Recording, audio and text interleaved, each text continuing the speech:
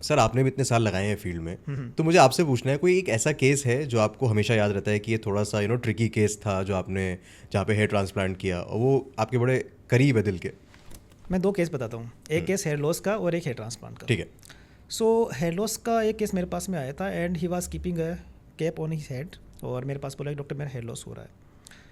In fact उसका ज़्यादा hair loss नहीं था, बट जैसे मैंने रिमूव किया ना, इट वाज सो स्मेलिंग कि आप मानोगे नहीं कि जो दूसरे पेशेंट थे उनको बाहर जाना पड़ा कि इतना स्मेल कैसे आ रहा है सर से।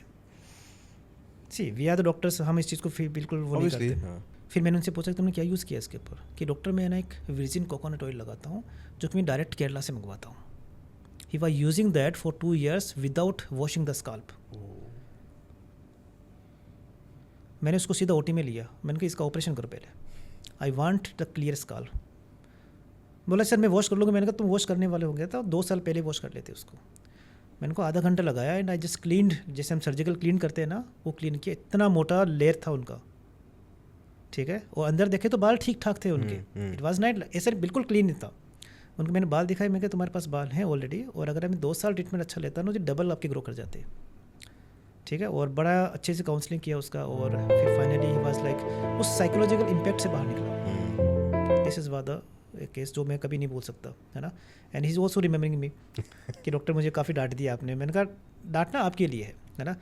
एक आजकल जो प्रॉब्लम हो रही है वो है कि केसेस है ना, जैसे एग्जांपल कि वो कहीं ना कहीं करा लेते हैं ट्रांसप्लांट, वो सक्सेसफुल हो नहीं पाता है क्योंकि वो ऐसी जगह फंस जाते हैं कभी कभार, क्विक्स होते हैं ना, जैसे ट्रांसप्लांट ट्रेन सर्जन नहीं होते हैं कहीं पर। तो एक पर्सन आया था, क्योंकि उसके पास में बाल, देखो लिमिटेड बाल है ये वाले, अगर ये आपने लॉस्ट कर दिया और यहाँ पे नहीं उगे तो क्या करोगे फिर आप।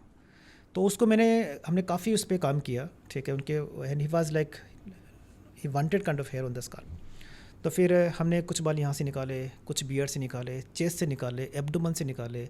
Can you believe we have taken from the thighs, यहाँ से बाल निकाले। एंड कैसे ने मतलब मल्टीपल सिटिंग्स हुई उनकी, okay, but he was ultimately he had hair on the scalp.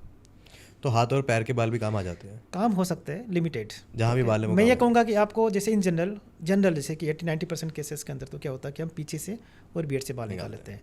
कभी कभी हमें चेस्ट से बाल निकालने होता है या फिर एब्डोमेन से, और यहाँ तक कि आई थिंक हमें जाना चाहिए। बाकी ठीक है, लगा निकाल सकते हैं, बट वो एक एक्सट्रीम हो जाता है। Extreme is not good.